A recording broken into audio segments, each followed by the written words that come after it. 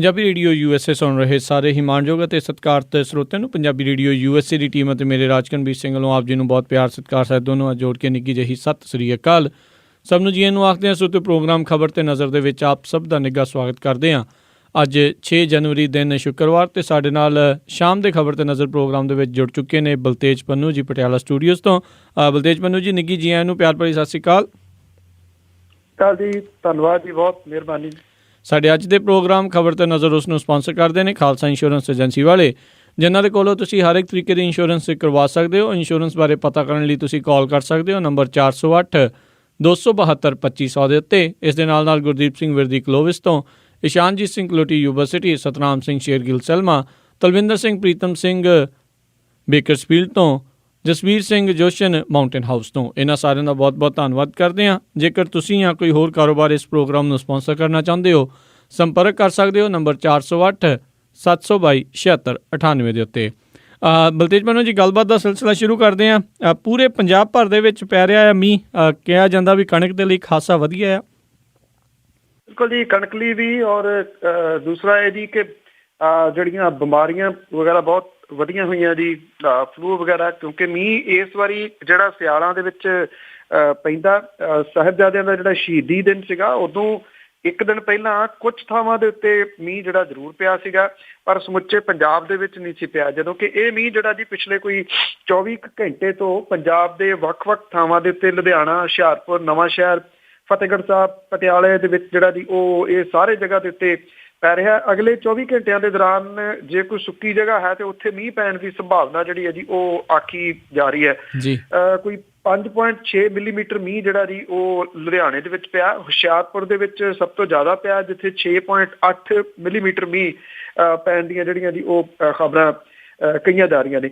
ਜਿਹੜੀ ਇਹ ਹਾੜੀ ਦੀਆਂ ਫਸਲਾਂ ਨੇ ਜੀ, ਉਹਦੇ ਵਾਸਤੇ ਬਹੁਤ ਚੰਗਾ ਜਿਹੜਾ ਜੀ ਇਹ ਸਮਝਿਆ ਜਾ ਰਿਹਾ ਕਣਕ ਦੇ ਵਾਸਤੇ ਇਹ ਮੀਂਹ। ਔਰ ਜਿਹੜੀ ਸੁੱਕੀ ਠੰਡ ਸੀ, ਕਿਉਂਕਿ ਉਹਦੇ ਨਾਲ ਨੁਕਸਾਨ ਹੁੰਦਾ, ਸਬਜ਼ੀਆਂ ਦੇ ਵਾਸਤੇ ਵੀ ਇਹ ਜਿਹੜਾ ਜੀ ਉਹ ਚੰਗਾ ਕਿਹਾ ਜਾ ਰਿਹਾ। ਕਣਕ ਦੀ ਜਿਵੇਂ ਮੈਂ ਦੱਸਿਆ ਕਿ ਫੋਟ ਜਿਹੜੀ ਹੈ ਜੀ ਉਹ ਕਰੂਗੀ, ਝਾੜ ਲਈ ਲਾਹੇਵੰਦ ਜਿਹੜਾ ਜੀ ਇਹ ਮੀਂਹ ਹੈ ਜਿੰਨਾ ਕੁ ਪੈ ਗਿਆ ਹੋਇਆ। ਇਹਦਾ ਜਿਹੜਾ ਜੀ ਮੌਸਮ ਦੇ ਨਾਲ ਇੱਥੇ ਪੰਜਾਬ ਦੇ ਵਿੱਚ ਮੀਂਹ ਪਿਆ, ਪਰ ਸ੍ਰੀਨਗਰ ਦੇ ਵਿੱਚ ਜਿਹੜੀ ਦੀ ਬਰਫ਼ਬਾਰੀ ਹੋਈ ਆ, ਉਹਦੇ ਨਾਲ ਜੰਮੂ ਸ੍ਰੀਨਗਰ ਜਿਹੜਾ ਹਾਈਵੇ ਆ ਉਹਨੂੰ ਬੰਦ ਕਰਨਾ ਪੈ ਗਿਆ। ਔਰ ਹਿਮਾਚਲ ਪ੍ਰਦੇਸ਼ ਦੇ ਵਿੱਚ ਵੀ ਬਰਫ਼ ਜਿਹੜੀ ਆ ਜੀ ਉਹ ਪੈਣ ਦੀ ਵਜ੍ਹਾ ਕਰਕੇ ਇਹ ਜਿਹੜਾ ਸਮੁੱਚਾ ਖਿੱਤਾ ਹੈ ਹਿਮਾਚਲ ਪ੍ਰਦੇਸ਼ ਦਾ, ਪੰਜਾਬ, ਹਰਿਆਣਾ, ਇਹ ਸਾਰੇ ਦੇ ਵਿੱਚ ਜਿਹੜੀ ਆ ਜੀ ਉਹ ਠੰਡ ਵੱਧ ਗਈ ਆ, ਜਿਹੜੀ ਕਿ 2-3 ਦਿਨ ਪਹਿਲਾਂ ਤਕਰੀਬਨ ਚੁੱਕੀ ਹੀ ਗਈ ਸੀਗੀ। ਜੀ।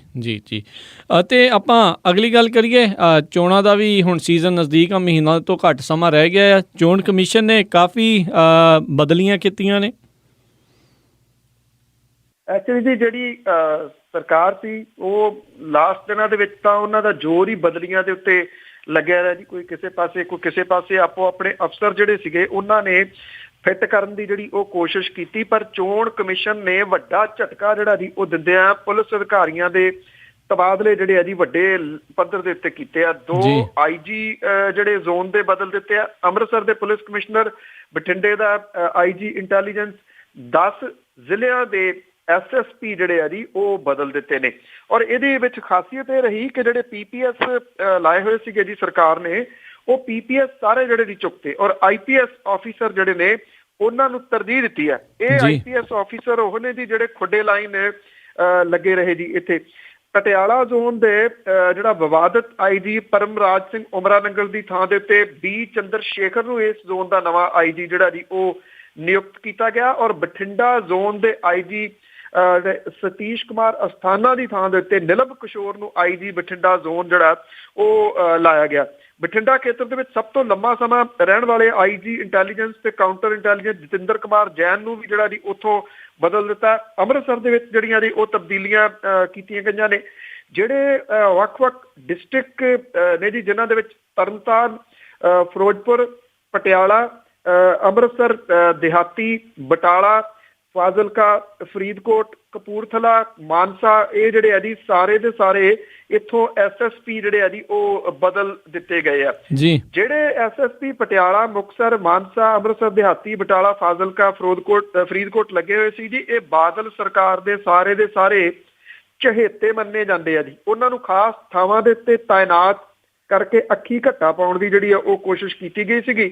ਪਰ ਜਿਵੇਂ ਮੈਂ ਤੁਹਾਨੂੰ ਦੱਸਿਆ ਕਿ ਬਹੁਤੇ ਜਿਹੜੇ SSP ਲਾਏ ਗਏ ਨੇ ਇਹ ਉਹ ਨੇ ਜਿਹੜੇ ਨੁਕਰੇ ਲਾਏ ਰੱਖੇ ਆ ਜੀ ਸਰਕਾਰ ਨੇ, ਔਰ ਬਹੁਤੇ ਨਾਮ ਉਹ ਨੇ ਜਿਨ੍ਹਾਂ ਦੇ ਨਾਮ ਪਿਛਲੇ ਬਹੁਤੇ ਨਹੀਂ ਤਾਂ ਤੁਸੀਂ ਇਹ ਕਹਿ ਲਓ ਕਿ 5 ਸਾਲਾਂ ਤੋਂ ਤਾਂ ਲੋਕਾਂ ਨੇ ਸੁਣੇ ਹੀ ਨਹੀਂ ਸੀਗੇ ਜੀ ਵੀ ਇਹ ਵੀ ਅਫਸਰ ਹੈਗੇ ਆ। ਇਹ ਚੰਡੀਗੜ੍ਹ ਦੇ ਦਫ਼ਤਰਾਂ ਦੇ ਵਿੱਚ ਜਿਹੜੇ ਆ ਜੀ ਉਹ ਬਿਠਾਏ ਹੋਏ ਸੀਗੇ, ਪਰ ਚੋਣ ਕਮਿਸ਼ਨ ਦੀ ਪਹਿਲਾਂ ਹੀ ਇਹਨਾਂ ਦੇ ਉੱਤੇ ਜਿਹੜੀ ਉਹ ਨਿਗਾਹ ਸੀਗੀ ਤੇ ਇਹਨਾਂ ਨੂੰ ਲਾ ਕੇ ਉਹਨੇ ਇਹ ਪ੍ਰਭਾਵ ਦੇਣ ਦੀ ਜਿਹੜੀ ਆ ਜੀ ਉਹ ਕੋਸ਼ਿਸ਼ ਕੀਤੀ ਆ ਕਿ ਹਰ ਚੀਜ਼ ਦੇ ਉੱਤੇ ਉਹਦੀ ਨੇੜੇ ਤੋਂ ਨਿਗਾਹ ਹੈ।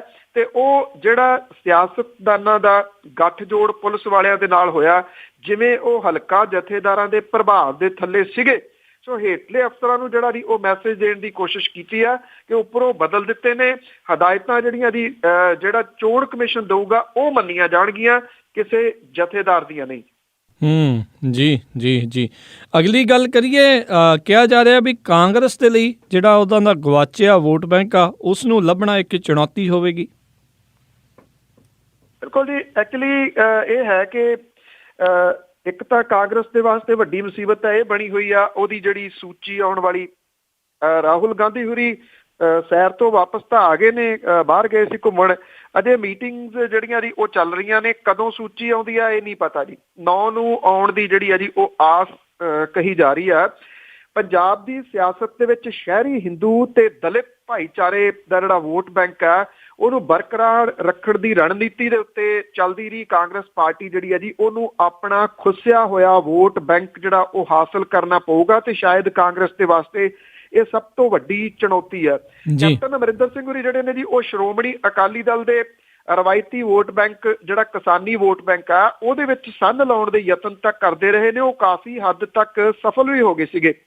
2002 ਤੇ 2007 ਤੱਕ ਜਦੋਂ ਮੁੱਖ ਮੰਤਰੀ ਰਹੇ, ਉਦੋਂ ਪਹਿਲਾਂ ਅਸਲ ਦੇ ਵਿੱਚ ਉਹਨਾਂ ਨੇ ਮਾਲਵੇ ਦੇ ਖੇਤਰ ਦੇ ਵਿੱਚ ਕਿਸਾਨੀ ਵੋਟ ਬੈਂਕ ਦੇ ਵਿੱਚ ਸੰਨ ਜਿਹੜੀ ਉਹ ਜ਼ਰੂਰ ਲਾ ਲਈ ਸੀਗੀ, ਪਰ ਜਿਹੜਾ ਰਵਾਇਤੀ ਵੋਟ ਬੈਂਕ ਹੈ ਸ਼ਹਿਰਾਂ ਦਾ ਹਿੰਦੂ ਤੇ ਦਲਿਤ ਭਾਈਚਾਰਾ ਉਹ ਉਹਦਾ ਖੁਰਿਆ। ਭਾਰਤੀ ਜਨਤਾ ਪਾਰਟੀ ਜਿਹੜੀ ਕਿ ਜਿਹਦੀ ਵੋਟ ਸ਼ਹਿਰੀ ਵੋਟ ਬੈਂਕ ਦੇ ਉੱਤੇ ਹੁੰਦੀ ਆ, ਉਹਨੇ ਵਿਜੇ ਕੁਮਾਰ ਸੰਪਲਾ ਹੋਰਾਂ ਨੂੰ ਜਿਹੜਾ ਜੀ ਇੱਥੇ ਪੰਜਾਬ ਭਾਜਪਾ ਦਾ ਪ੍ਰਧਾਨ ਲਾ ਕੇ ਦਲਿਤ ਭਾਈਚਾਰੇ ਦੀਆਂ ਵੋਟਾਂ ਜਿਹੜੀਆਂ ਜੀ ਉਹ ਲੈਣ ਦੀ ਕੋਸ਼ਿਸ਼ ਕੀਤੀ ਸੀ, ਭਾਵ ਕਿ ਕਾਂਗਰਸ ਦੀ ਤਰਜ਼ ਦੇ ਉੱਤੇ ਵੀ ਕਾਂਗਰਸ ਨੂੰ ਵਡਾਂਗਾ ਜਿਹੜਾ ਜੀ ਉਹ ਕੀਤਾ ਜਾਵੇ।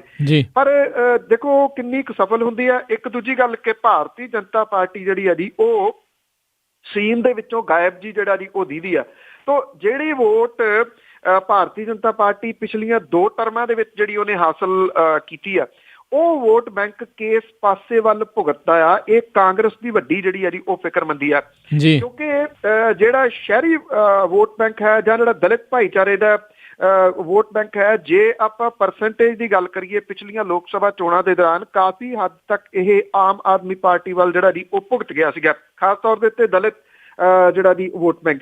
ਸੋ ਇਹ ਜੇ ਇਸ ਤਰੀਕੇ ਨਾਲ ਇਹ ਫੇਰ ਐਤਕੀ ਭੁਗਤਦਾ ਤੇ ਇਹ ਕਾਂਗਰਸ ਦੇ ਵਾਸਤੇ ਇੱਕ ਫਿਕਰਮੰਦੀ ਵਾਲੀ ਜਿਹੜੀ ਹੈ ਜੀ ਉਹ ਗੱਲ ਹੋਊਗੀ। ਕਾਂਗਰਸ ਦਾ ਗੜ੍ਹ ਮੰਨੇ ਜਾਂਦੇ ਦੁਆਬੇ ਦੇ ਵਿੱਚ ਜਲੰਧਰ ਜ਼ਿਲ੍ਹੇ ਦੀਆਂ 9 ਦੀਆਂ 9 ਸੀਟਾਂ ਜਿਹੜੀਆਂ ਦੀ ਉਹ ਕਾਂਗਰਸ ਦੇ ਹੱਥ ਇਹਨਾਂ ਤੋਂ ਖਾਲੀ ਰਹੇ ਸੀਗੇ, ਔਰ ਅਕਾਲੀ ਭਾਜਪਾ ਗੱਠਜੋੜ ਦੇ ਤੇ ਭਾਜਪਾ ਨੂੰ ਜਿਹੜਾ ਦੀ ਸ਼ਹਿਰੀ ਪ੍ਰਭਾਵ ਵਾਲੀਆਂ 23 ਸੀਟਾਂ ਮਿਲਦੀਆਂ ਨੇ। ਤੋਂ 23 ਦੇ ਵਿੱਚੋਂ ਜਿਹੜਾ ਦੀ 14 ਦੁਆਬੇ ਚੋਂ ਤੇ ਮਾਲਵੇ ਦੇ ਵਿੱਚੋਂ 5 ਸੀਟਾਂ ਦੇ ਉੱਤੇ ਜਿਹੜਾ ਦੀ ਉਹ ਆਪਣਾ ਪ੍ਰਭਾਵ ਰੱਖਦੀ ਆ। ਪਰ ਇਸ ਵਾਰੀ ਉਹਦੀ ਵੋਟ ਜਿਹੜੀ ਆ ਨਾ ਜੀ ਖਾਸ ਤੌਰ ਦੇ ਉੱਤੇ ਜਿਹੜਾ ਬਿਜ਼ਨਸਮੈਨ ਭਾਈਚਾਰਾ ਹੈ ਉਹ ਕੱਟੀ ਗਈ।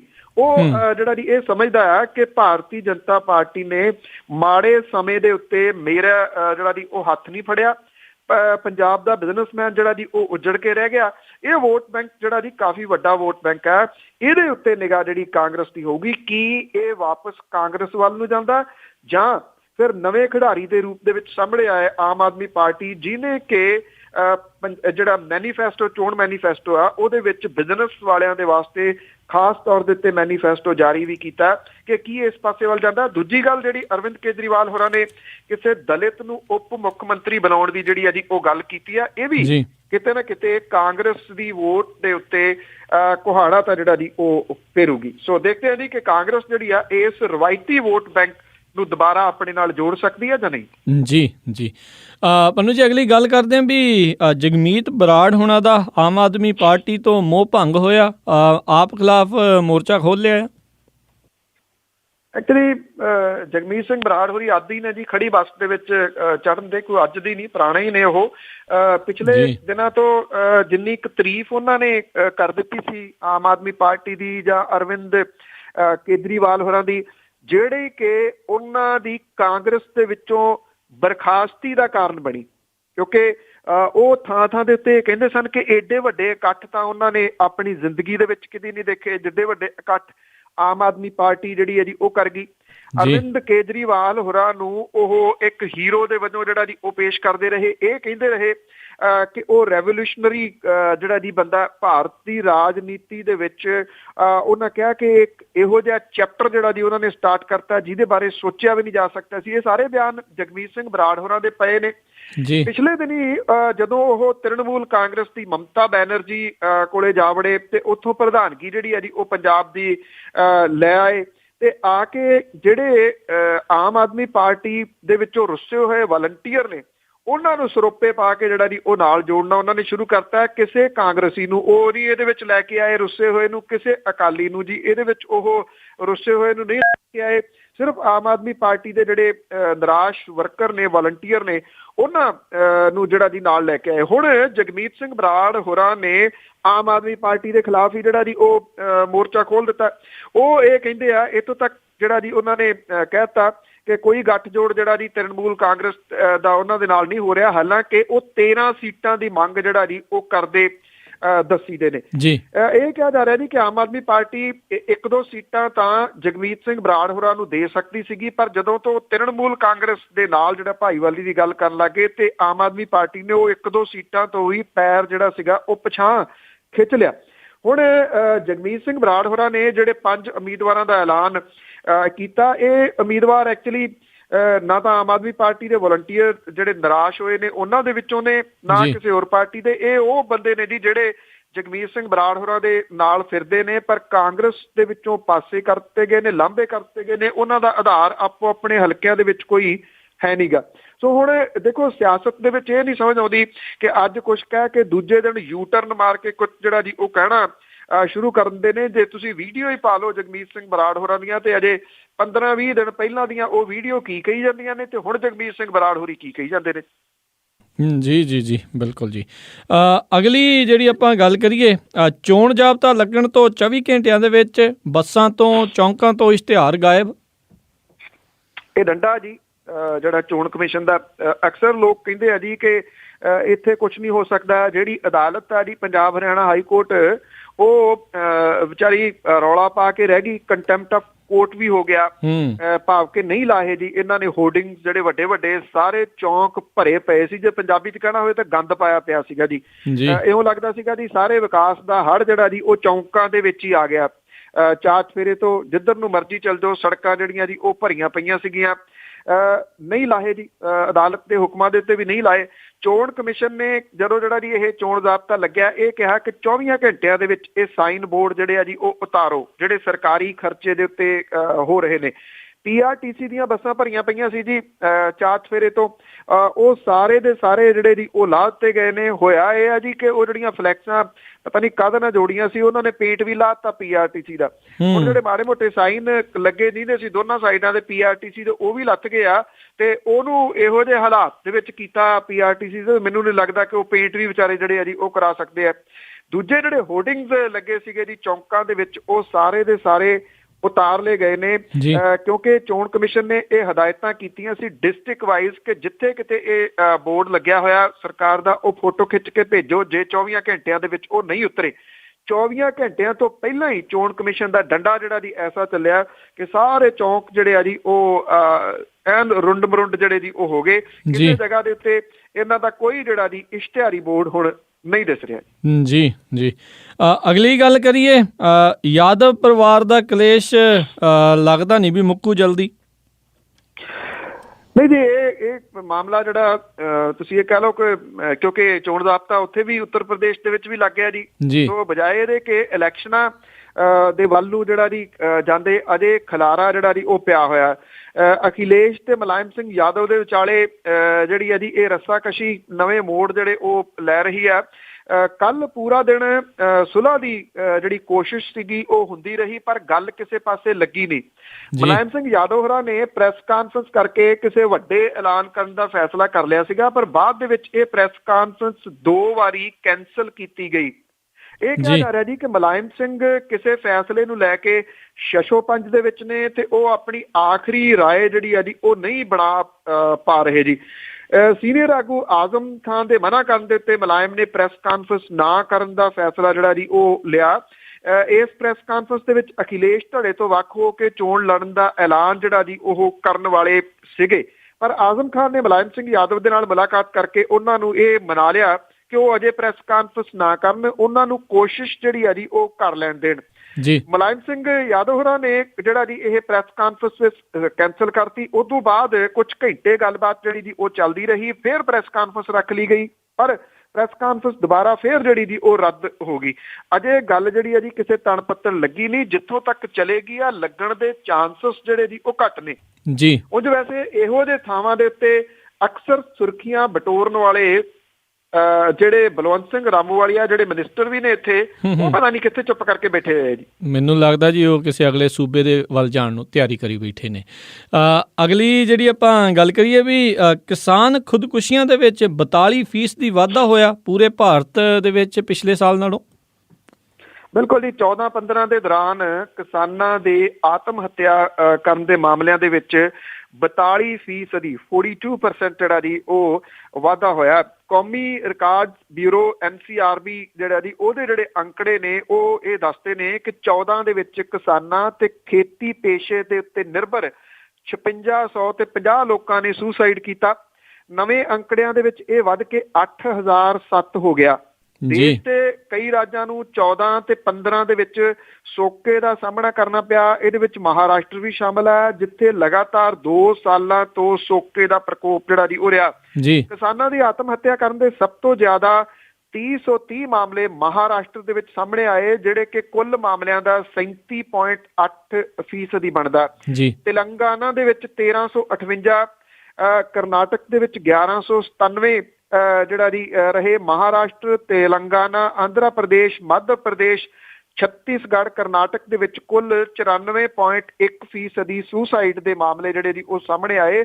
ਜਿਨ੍ਹਾਂ ਰਾਜਾਂ ਦੇ ਵਿੱਚ ਕਿਸਾਨਾਂ ਦੇ ਆਤਮ ਹੱਤਿਆ ਦਾ ਕੋਈ ਮਾਮਲਾ ਜਿਹੜਾ ਜੀ ਉਹ ਦਰਜ ਨਹੀਂ ਆ, ਉਹਨਾਂ ਦੇ ਵਿੱਚ ਬਿਹਾਰ, ਪੱਛਮੀ ਬੰਗਾਲ, ਗੋਆ, ਹਿਮਾਚਲ ਪ੍ਰਦੇਸ਼, ਜੰਮੂ ਕਸ਼ਮੀਰ, ਝਾਰਖੰਡ, ਮਿਜ਼ੋਰਮ, ਨਾਗਾਲੈਂਡ ਤੇ ਉੱਤਰਾਖੰਡ ਜਿਹੜਾ ਜੀ ਉਹ ਸ਼ਾਮਲ ਹੈ।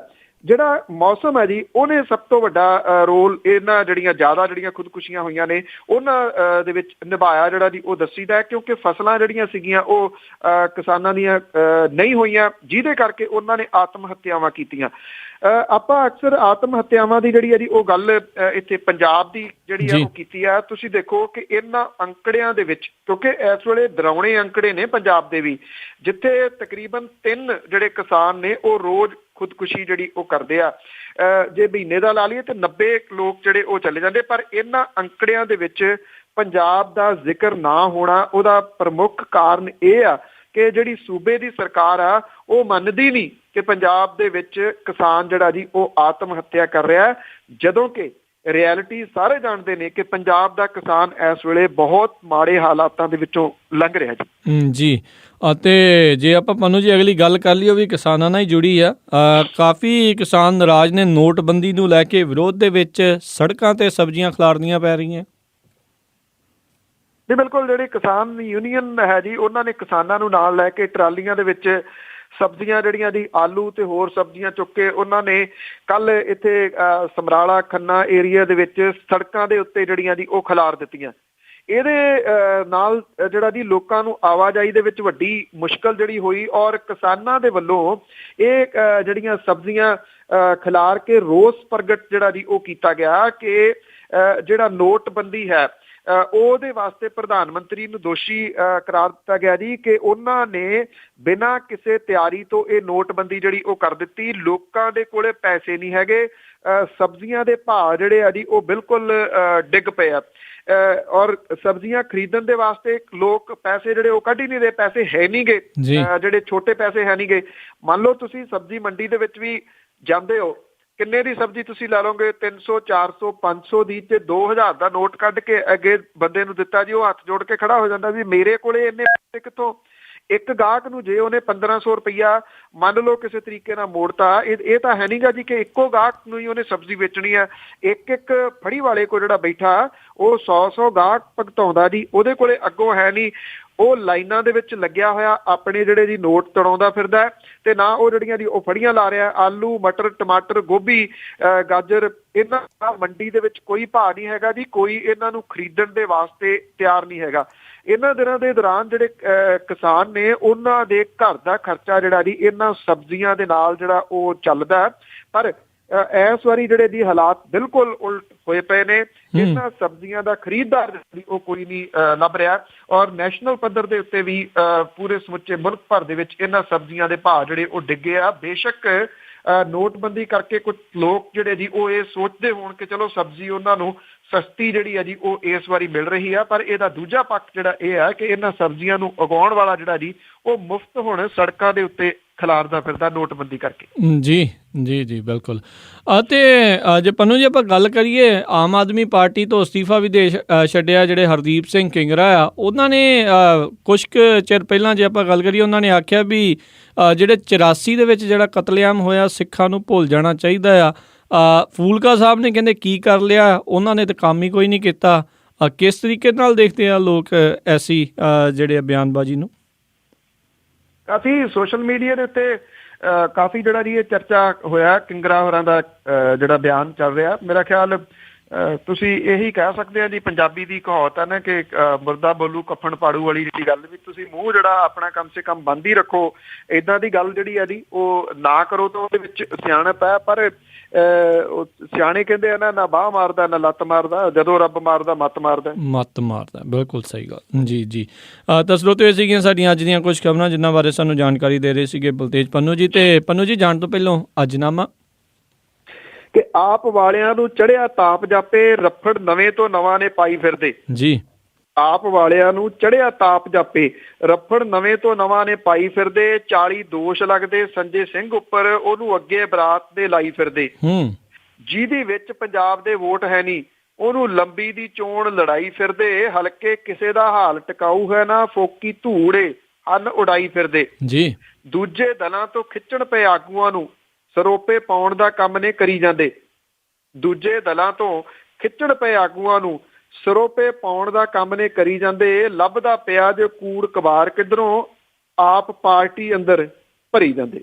ਜੀ ਜੀ ਜੀ, ਬਹੁਤ ਬਹੁਤ ਧੰਨਵਾਦ ਪੰਨੂ ਜੀ, ਤੁਸੀਂ ਸਾਡੇ ਨਾਲ ਜੁੜੇ, ਇਹਨਾਂ ਖਬਰਾਂ ਬਾਰੇ ਸਾਨੂੰ ਵਿਸਤਾਰ 'ਚ ਜਾਣਕਾਰੀਆਂ ਦਿੱਤੀਆਂ। ਅਗਲੇ ਬੁਲੇਟਿਨ ਤੱਕ ਲਈ ਤੁਹਾਡਾ ਬਹੁਤ ਬਹੁਤ ਧੰਨਵਾਦ, ਬੜੀ ਮਿਹਰਬਾਨੀ। ਸਤਿ ਸ੍ਰੀ ਅਕਾਲ। ਧੰਨਵਾਦ ਜੀ, ਸਤਿ ਸ੍ਰੀ ਅਕਾਲ ਜੀ। ਤੇ ਸਰੋਤਿਓ, ਇੱਥੇ ਹੀ ਸਾਡਾ ਅੱਜ ਦਾ ਇਹ ਪ੍ਰੋਗਰਾਮ ਖਬਰ ਤੇ ਨਜ਼ਰ ਵੀ ਹੁਣ ਸਮਾਪਤ ਹੁੰਦਾ ਹੈ। ਹੁਣ ਮੈਨੂੰ ਰਾਜਕਨਵੀਰ ਸਿੰਘ ਨੂੰ ਵੀ ਇਜਾਜ਼ਤ ਦਿਓ। ਮੇਰੇ ਵੱਲੋਂ ਵੀ ਆਪ ਸਭ ਨੂੰ ਬਹੁਤ ਪਿਆਰ ਸਤਿਕਾਰ ਸਹਿਤ ਦੋਨੋਂ ਅੱਜ ਜੋੜ ਕੇ ਨਿੱਘੀ ਜਿਹੀ ਸਤਿ ਸ੍ਰੀ ਅਕਾਲ। ਜਿਉਂਦੇ ਵਾਸਤੇ ਰਹੋ, ਹੱਸਦੇ ਖੇਲਦੇ ਰਹੋ ਤੇ ਸੁਣਦੇ ਰਹੋ ਪੰਜਾਬੀ ਰੇਡੀਓ USA।